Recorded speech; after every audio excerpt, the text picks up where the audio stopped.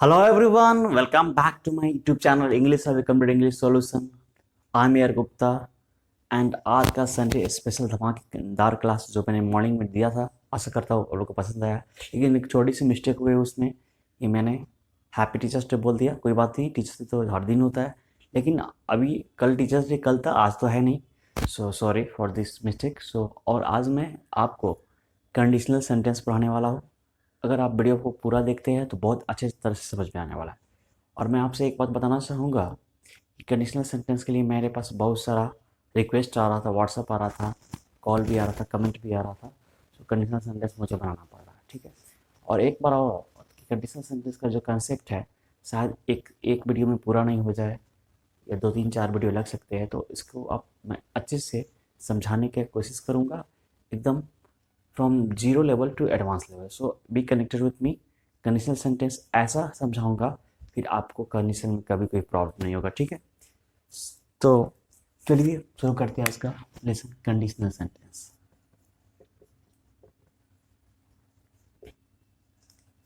सबसे पहले बात किया जाए कंडीशनल सेंटेंस होता क्या है, इसकी ज़रूरत क्यों पड़ती है, चलिए बात करते हैं।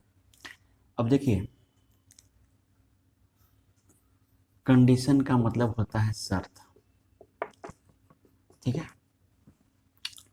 और जिस कंडीशन में प्लस ए लग गया, शर्तात्मक, आप हिंदी में इसको बोल सकते हैं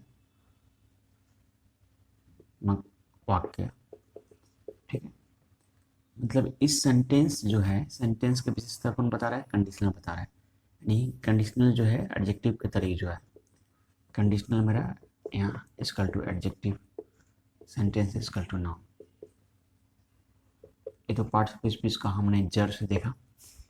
वैसे सेंटेंस जो कंडीशन की विशेषता बताते हैं, जो खुद कंडीशन को क्रिएट करते हैं, वैसे कंडीशनल सेंटेंस कहा जाता है। सपोज क्या करेंगे, कंडीशनल सेंटेंस कैसा होता है। अगर कंडीशनल सेंटेंस आप पढ़ रहे हैं और इसके पहले आप क्लॉज नहीं जानते तो प्लीज़ क्लॉज का वीडियो एक बार देख लेंगे। क्लॉज को मैंने बेहतरीन ढंग से समझाया हुआ है, 23 मिनट का वीडियो है, बट आप पूरा देखेंगे एकदम बेहतरीन समझ में आ जाए, ठीक है। तो मैं बताना चाहूँगा, क्लॉज जो होता है, क्लॉज में 2 पार्ट होता है, आपको पता ही है क्लॉज में 2 पार्ट होता है, पार्ट नंबर 1, पार्ट नंबर 2, ठीक है। तो कंडीशनल में भी ठीक 2 पार्ट होता है। एक है कंजिक्वेंस का पार्ट होता है, ऐसा आप बोल सकते हैं। एक वर्क का पार्ट होता है, और ऐसा आप बोल सकते हैं एक रिजल्ट का पार्ट होता है, ठीक है। ऐसा कंजिक्वेंस बहुत टफ लेवल का वर्ड मैंने लिख दिया है, इसको हटाएंगे। इसको हम लिखना चाहेंगे, यहाँ पे एक वर्क का पार्ट होता है, एक रिजल्ट का पार्ट होता है, ठीक है। ध्यान से समझेंगे इसको, एकदम प्रैक्टिकली समझा रहा हूँ। वर्क का पार्ट होता है, एक रिजल्ट का पार्ट होता है। सपोज कीजिए यहाँ कंडीशन क्रिएट किया गया है। अगर आप ग्रामर सीखोगे तो इंग्लिश बोलोगे, ठीक है। अगर आप ग्रामर सीखते हो तो इंग्लिश बोलते हो, ठीक है, बोल सकते हो। तो मैंने क्या बोला, कुछ कंडीशन यहाँ पे दिया होगा, यहाँ पे क्या दिया होगा, यहाँ पे कंडीशन दिया होगा जो वर्क आप करोगे, और यहाँ पे इसका रिजल्ट दिया होगा। रिजल्ट में रिजल्ट ही होगा, वर्क में कंडीशन होगा। There are 2 part, part number 1, part number 2। So there will be some condition, there will be some condition for the result will be happen, for the result will be happen। तो condition create करेंगे, result होगा। अगर आप चावल खाओगे तो बीमार पड़ जाओगे, अगर आप चावल खाओगे तो बीमार पड़ जाओगे।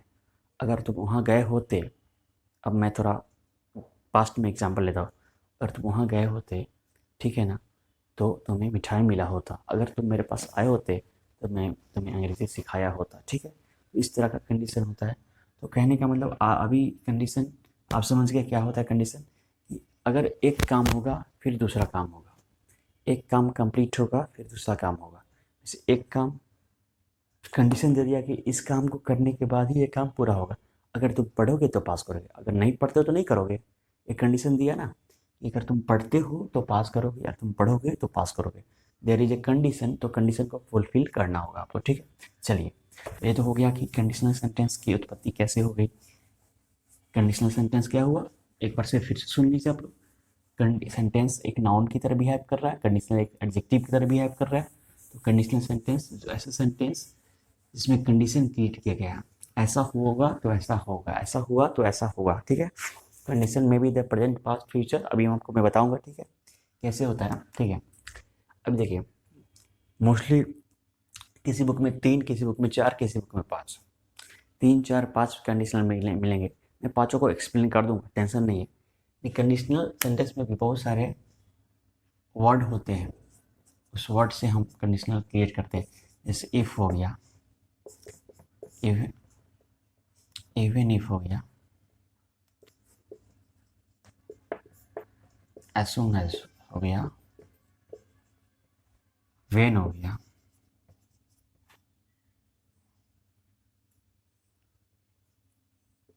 एंड मेनी मोर्स, ठीक है। कंडीशनल में भी बहुत सारे वर्ड है, उससे कंडीशन क्रिएट कर रहे हैं। If, even if, as soon as, when and many more. So मैं आज इस वीडियो में इफ कंडीशनल को डिस्कस करने वाला हूँ, और इस के भी पूरे रूल्स नहीं हो पाएंगे, तो I am sorry, extremely sorry for that, because I am teaching you in so much details. So detail में अगर जाते हैं तो बहुत अच्छा है। मैंने कंडीशनल सेंटेंस पे बहुत सारा रिसर्च किया है, तब जाके इस वीडियो को मैंने बनाया, ठीक है। तो इस वीडियो को बनाने में मैंने बहुत सारा मेहनत किया है, तो प्लीज़ आप लाइक कर दीजिए इस वीडियो को, और चैनल पर नए तो सब्सक्राइब करके बेल आइकन प्रेस कर लीजिए, और आगे हम आपको पढ़ाएंगे। और इस वीडियो को बहुत ज़्यादा शेयर कीजिए ताकि लोग सीख पाए, क्योंकि ऐसा वीडियो मैंने सर्च किया यूट्यूब पे, बहुत ही 1 या 2 मिलेंगे या नहीं मिलेंगे, आप समझ लो, ठीक है ना। तो बहुत ही डिटेल्स में मैंने पढ़ाने के लिए कोशिश किया, ठीक है। चलिए, तो कंडीशनल सेंटेंस में इफ के 1 या 2 पार्ट को मैं क्लियर करता हूँ आज, फिर आपको मैं अगली वीडियो में भी क्लियर करूँगा। सो जल्दी ही वीडियो लाऊंगा अगला, ठीक है ना, ऐसा वेट नहीं करना पड़ेगा आपको, तो देखते रहिए। तो यहाँ पे देयर आर 4 इफ क्लॉज। मैंने क्या बोला, इफ़ को हम लोग डिस्कस करेंगे, तो 4 क्लॉज इफ़ के बारे में बात करते हैं। एक्चुअली ये जो 4 है, इफ़ नहीं, सब पे, ऑल पे एप्लीकेबल होगा। जब हम बाद में डिस्कस करेंगे तो आपको मैं ज़्यादा एक्सप्लेन करूँगा। यहाँ पे एक जीरो कंडीशनल होता है, एक फर्स्ट कंडीशनल होता है, एक सेकेंड कंडीशनल होता है, एक थर्ड कंडीशनल होता है। Zero conditional, first conditional, second conditional, third conditional, ठीक है। देखिए, तो थोड़ा सा इंट्रोडक्शन में दे दो। Zero conditional, first conditional, second conditional, third conditional कहाँ यूज़ करते हैं, ठीक है। जीरो कंडीशनल यूज़ करते हैं जब साइंटिफिक ट्रूथ या साइंटिफिक फैक्ट या आपका जो नेचर होता है, इस नेचर को शो करने के लिए जीरो कंडीशनल यूज़ करते हैं। फर्स्ट कंडीशनल कहाँ यूज़ करते हैं, तो फर्स्ट कंडीशनल कहाँ पे यूज़ करते हैं, जहाँ पे प्रेजेंट की बात की जाती है और फ्यूचर की बात की जाती है। कंडीशन में प्रेजेंट और फ्यूचर दोनों की बात की जाती है, और यह जो कंडीशन होता है मोस्टली क्या होता है, आप इसको अचीव कर सकते हो, ठीक है, मोस्टली अचीव कर सकते हो, और अचीव नहीं भी कर सकते हो, लेकिन मोस्टली में कर सकते हो, ठीक है। अब समझिएगा बात ध्यान से, ठीक है। ठीक है, अभी थोड़ा सा बात समझिएगा ध्यान से। सेकेंड कंडीशनल होता है, प्रेजेंट और फ्यूचर में यूज़ करते हैं, प्रेजेंट और फ्यूचर में यूज़ करते हैं, जिसको आप मोस्टली अचीव नहीं कर सकते हो। मोस्टली मतलब आप इसको फुलफ़िल नहीं कर सकते हो, ऐसा बोलो, फुलफ़िल नहीं कर सकते हो, ठीक है। और थर्ड कंडीशनल टोटली पास्ट में होता है, टोटली पास्ट में होता है। तो पास्ट में अगर हुआ तो क्या आप बोलो अचीव होगा, it will not achieve, it will not fulfil, ठीक है। ये मेरा इंट्रोडक्शन टाइप का है, आप समझ लो। जीरो कंडीशनल वहाँ पे यूज़ करते हैं जहाँ पे साइंटिफिक फैक्ट, ट्रूथ या नेचर, स्पेसिफिक रिजल्ट्स, ऐसा कुछ हम शो करते हैं, ठीक है। फर्स्ट कंडीशन हम वहाँ पे यूज़ करेंगे जहाँ पे कंडीशन फुलफिल किया जा सकता है, कहाँ पे, प्रेजेंट में और फ्यूचर में, ठीक है। और सेकंड कंडीशन हम वहाँ पे यूज़ करेंगे जहाँ कंडीशन फुलफिल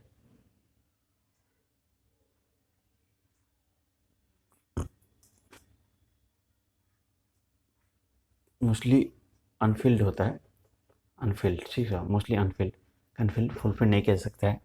और टोटली पास्ट में हम थर्ड कंडीशनल यूज़ करेंगे, ठीक है। तो एक बार हम इसको एग्जांपल के थ्रू देखेंगे, स्ट्रक्चर के थ्रू देखेंगे, बहुत ही शानदार ढंग से। आपको वरी नहीं करना है, ठीक है। सो आपको मेरे साथ बने रहना है, बस आपको मैं देखिए कैसे खेल खेल में सिखा देता हूँ, कुछ प्रॉब्लम नहीं है, ठीक है। तो चलेंगे जीरो कंडीशनल में, ठीक है। जीरो कंडीशनल, ठीक है। तो जीरो कंडीशनल में पहले आप स्ट्रक्चर इसका सीख लो। Subject plus simple present, subject plus simple present.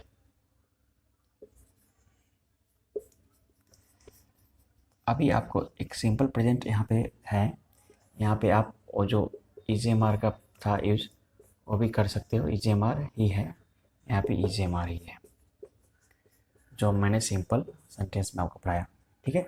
सो यहाँ पे सिंपल सेंटेंस बोलिए या सिंपल प्रेजेंट बोलिए, ठीक है। अभी देखिएगा, ये हो गया, ये मेरा स्ट्रक्चर हो गया। तो इसको थोड़ा गौर से ध्यान से समझेंगे, ठीक है। जैसे कि मैं अब बोल रहा हूँ, मेरे लिसनिंग पे फोकस कीजिएगा, ठीक है। अगर मैं आइस खाता हूँ तो मैं बीमार पड़ जाता हूँ, अगर मैं आइस खाता हूँ तो मैं बीमार पड़ जाता हूँ, ठीक है। और मैंने एक सेंटेंस बोला, अगर, तो फिर आप ये भी देखिए, अभी मैंने जस्ट जीरो सेंटेंस का स्ट्रक्चर दिया आपको, जीरो कंडीशनल में इतने सारे सेंटेंस मैंने बोर्ड पे लिखे हुए। सो कैसे यूज करना है इस सारे सेंटेंसेस को अकॉर्डिंग टू द स्ट्रक्चर, कैसे यूज करना है अभी मैं सिखा रहा हूँ आपको। तो मैंने क्या बोला, सब्जेक्ट प्लस सिंपल प्रेजेंट होगा, सब्जेक्ट प्लस सिंपल प्रेजेंट होगा, इफ क्लॉज में भी होगा और मेन क्लॉज में भी होगा। यहाँ ये मेरा इफ क्लॉज है, ठीक है। अभी मैंने लिखा आपको ईजेएमआर, ईजेएमआर ये क्या है, यानी कि सिंपल सेंटेंस का जो मैंने ईजेएमआर पढ़ाया था वह भी हो सकता है। कैसे, थोड़ा देखते हैं कैसे हो सकता है। If you hit the ice cream I get sick, if I eat the ice cream I get sick, जब मैं आइसक्रीम खाता हूँ मैं बीमार पड़ जाता हूँ। यहाँ भी लिखा हुआ है if you hit iron it expands, अगर हम आयरन को हिट करते हैं तो यह फैल जाता है, एक्सपेंड हो जाता है। हिट आइस, आइस को गर्म करते हैं तो इट टर्न्स टू वाटर। अब इस सेंटेंस पे गौर कीजिएगा जरा, मैं आपको समझाना चाहूँगा। It if anything is throne upward it comes downward automatically, ठीक है।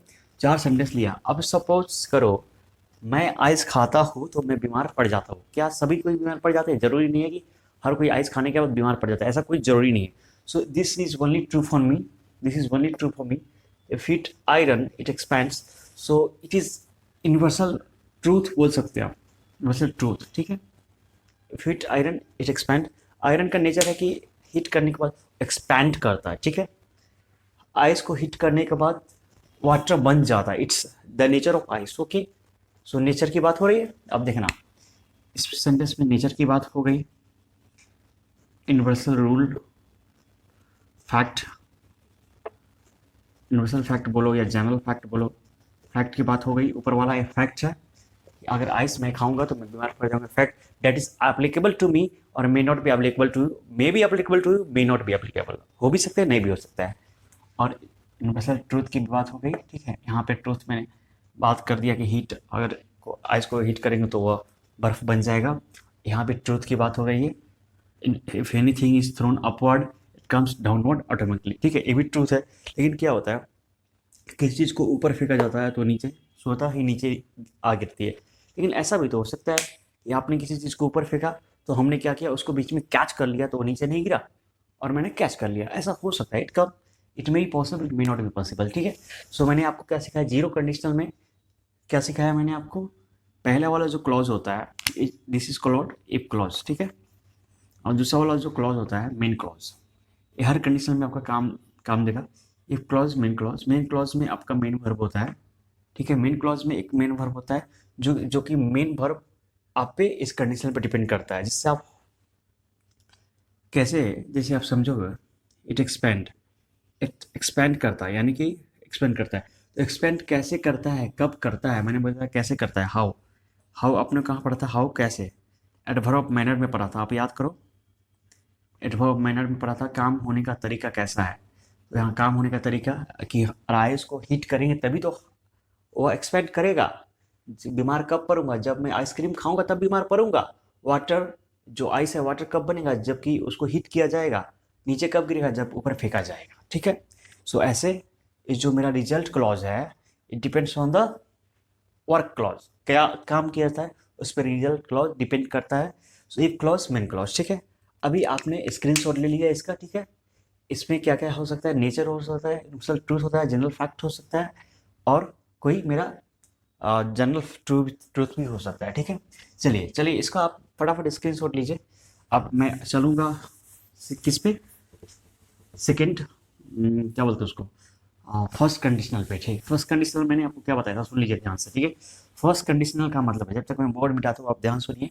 फर्स्ट कंडीशनल का क्या मतलब होता है, जैसे कोई काम प्रेजेंट या फ्यूचर में किया जाएगा तो उसका रिजल्ट लाइकली होगा, यानी रिजल्ट मिलने के चांसेस होंगे। रिजल्ट मिलने के चांसेस होंगे तो उसको फर्स्ट में डालेंगे, और रिजल्ट मिलने के चांसेस नहीं होंगे तो उसको सेकंड में डालेंगे, ठीक है। बहुत ही आसान है फर्स्ट कंडीशनल, कोई प्रॉब्लम नहीं है। रिजल्ट मिलने के चांसेस अगर है फर्स्ट में डाल दीजिए, नहीं चांसेस बन रहे हैं तो उसको सेकंड में डाल दीजिए, फर्स्ट में।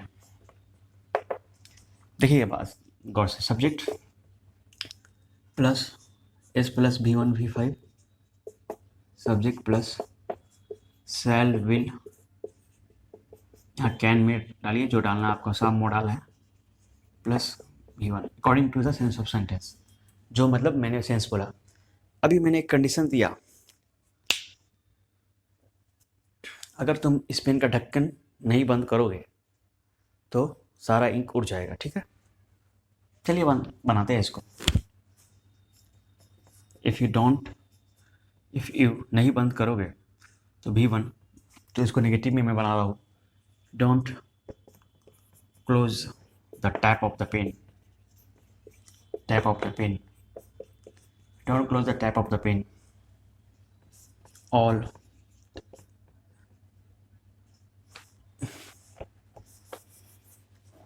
all ink will disappear।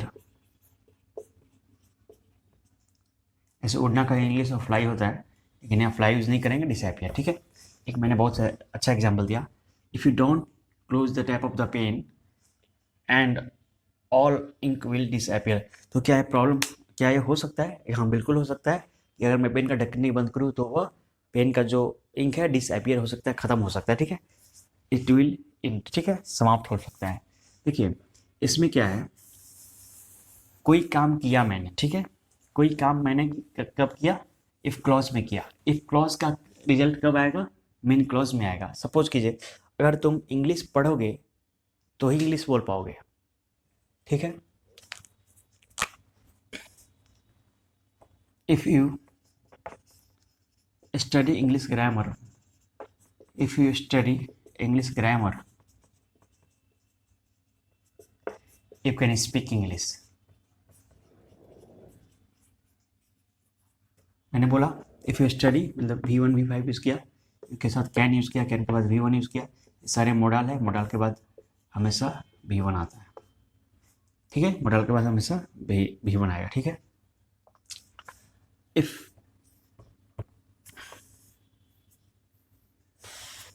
देखिए whatever the work here I do, means subject does, the same result will occur here, ठीक है। सेंटेंस लीजिए, अगर तुम मेरे पास आओगे तो मैं तुम्हें इंग्लिश सिखाऊंगा, ठीक है। इफ़ मेरे पास, अब मैं तेरे पास, मैं तुम्हारे पास आता, if I come to you, if I come to you I will teach you English, you will teach me English, teach me English, will teach me English. अब थोड़ा सा हम आपको क्या सिखाना चाहेंगे, देखिए यहाँ तक तो आप समझ में आ गए, लेकिन थोड़ा सा आप समझिए ध्यान से। ये जो इफ़ है ना, इफ़ को रिप्लेस कीजिए, इफ़ को आपको नहीं लिखना है। सो डायरेक्ट इस क्लॉज को पहले लिखिए। देखिए कैसे लिखता हूँ मैं, you will teach me English, you will teach me English, comma को नहीं डालना है, if I come to you. मेरे कहने का मतलब है इस क्लॉज को आप इधर उधर कर सकते हो, ठीक है, नॉट ए बिग डील, ठीक है। इसको हटा दिए, इसका मेरा काम हो गया, तो इसको हम रब कर देंगे। इसको रब करने के बाद क्या करेंगे पता है, हम क्या करेंगे, इसको भी हम वैसे चेंज करें, you can speak English, you can speak English, speak English, you can speak English if you study English, if you study English grammar, English grammar, तो स्ट्रक्चर मेरा क्या हो गया, subject plus V1 V5 plus subject plus shall will can plus may plus V1, ठीक है। कहने का मेरा मतलब है कि ए वाला जो क्लॉज है, इफ क्लॉज पहले भी आ सकता है, इफ क्लॉज बाद में भी आ सकता है, ठीक है। ऐसे जैसे बाद में मैंने इफ क्लॉज को यहाँ बाद में लिखा है, इफ क्लॉज को यहाँ पहले लिखा है। दूसरा मेरा बात करने का क्या मतलब, पहला इफ क्लॉज मेरा किसके लिए यूज़ करते हैं, इफ क्लॉज मेरा वर्क करने के लिए शो करते हैं, और जो मेन क्लॉज है मेरा रिजल्ट का होता है। देखिए एक बात और समझ लीजिए, यहाँ पे क्या है, you will teach me English, ये मेरा मेन क्लॉज है। मेन क्लॉज को इधर रखो या उधर रखो, मेरा मेन क्लॉज मेन ही क्लॉज होता है, और इफ नहीं बन जाएगा, ठीक है। और इफ मेन नहीं बन जाएगा, लेकिन आप उसको इंटरचेंज कर सकते हैं according to the structure of the sentence, it's not a big deal. तो आपको मैंने क्या बताया, जीरो कंडीशनल, फिर से रिपीट करता हूँ, जीरो कंडीशनल, क्योंकि अभी मेरा जीरो कंडीशनल क्या है, साइंटिफिक फैक्ट है, ट्रूथ है, जनरल ट्रूथ है, नेचर है, ठीक है। अगर मेरा मूड हो तो मैं तुम्हें कॉल करूँगा, मूड रहे होगा तो मैं तुम्हें कॉल करूँगा, तो मूड है या जब मैं फ्री होऊंगा, नेचर शो कर रहा है। So if I am free I will call you, if I am free I call you. वह जब फ्री होता है तो मुझे कॉल करता है, वह जब फ्री होता है उसका नेचर शो कर रहा है, फ्री होता है। हम अच्छा, आपको याद होगा हमने पढ़ा था सिंपल प्रेजेंट टेंस में हैबिट शो करता है ना प्रेजेंट का, तो हैबिट क्या होता है, अगर वह फ्री होता है, ठीक है, अगर वह फ्री होता है तो कॉल करता है, तो इफ़ आई एम फ्री। सो थोड़ा सा इसको डिस्कस करेंगे, मतलब ये बहुत डिस्कसिंग पॉइंट है, जो people get confuse between this two. अब देखिए नेचर की बात हो रही है, एक सेंटेंस में नेचर की बात हो रही है, एक सेंटेंस में नेचर की बात नहीं हो रही है। If I get time I call you. Nature habit जो भी बोलिए, नेचर या हैबिट की बात हो रही है। हैबिट मेरा हैबिट है, जब मैं फ्री होता हूँ, if I get time I call you, if I get time, I call you if I get time. But अभी नेचर हैबिट की बात नहीं हो रही है, मैं कल की बात कर रही हूँ, जब कल मैं फ्री हो जाऊँगा तब तुम्हें कॉल करूँगा। तो कैसे बनाओगे आप, I will call you tomorrow if I get free time, तो देखिए थोड़ा सा डिफरेंस आपको क्रिएट तो करना पड़ेगा, आपको सोचना पड़ेगा कि ये सेंटेंस जो है, जो काम अभी देखो, अभी मैंने एक सेंटेंस बोला कि मैं रिजल्ट क्या देने वाला हूँ, तो रिजल्ट मैं आपको कॉल करके देने वाला हूँ, तो उसके लिए मैं फ्री होना पड़ेगा, उसके लिए मुझे फ्री होना पड़ेगा, लेकिन एक टाइम फ्यूचर में आ जाएगा, it comes into the future but it will come in the present. So this is the difference, ये डिफरेंस है मेरा। सो साइंटिफिक फैक्ट में आपने सोच लिया क्या बताते हैं, आपका rule, universal rule, truth, fact, nature, ठीक है। और इसमें मैं कोई काम प्रेजेंट में या फ्यूचर में करता हो, ठीक है, listen carefully again once again, present या फ्यूचर में करता हो और उसका लाइकली रिजल्ट फ्यूचर में बनता है, लाइकली रिजल्ट बनता है, मतलब 100% तो नहीं बोल सकते, बेसिकली पॉसिबल होता है, जनरली पॉसिबल होता है, तो हम फर्स्ट कंडीशन यूज़ करते हैं। सेकेंड कंडीशन का हम अगले वीडियो में चर्चा करेंगे, जहाँ पे हम देखेंगे कि सेकेंड कंडीशनल क्या होता है। बहुत ही जल्द लाऊंगा इस वीडियो को कि उसमें रिजल्ट पॉसिबल नहीं होता है, ठीक है। और उसके बाद थर्ड कंडीशनल, और उसके बाद में प्रैक्टिस सेट एक्सरसाइज, उसके बाद आज मैं सिर्फ इफ कंडीशनल पढ़ा रहा हूँ आपको, उसके बाद इफ के अलावा भी बहुत सारे कंडीशनल है, जैसे कि even if, as soon as, when and so many. So अभी उस टाइम में आपको डिफरेंस सबके बारे में बताऊंगा और फिर अच्छे से पढ़ाऊंगा, ठीक है। तो वीडियो लंबा नहीं हुआ, इसके लिए मैं यहाँ ख़त्म करना चाहूँगा। अगर अभी तक मेरे वीडियो पे आप नए हो और सब्सक्राइब नहीं किया है चैनल पे, तो सब्सक्राइब करके बेल आइकन दबा दे, और लाइक नहीं किया तो लाइक तो बनता ही है। सो आपके लिए मैं मेहनत कर रहा हूँ कि आप मेरे सपोर्ट कीजिए, और व्हाट्सअप पे मुझे क्या बोलते हैं उसको, सेंटेंस लिख के बताइए कि आप कितना सही बना रहे हो, और इसका सेंटेंस क्रिएट कीजिए, ठीक है। फेसबुक, ट्विटर, इंस्टाग्राम, लिंक्डइन, हर जगह में हो, मुझे फॉलो कीजिए। Thanks for watching time, bye bye, take care, see you next time in the next video very soon.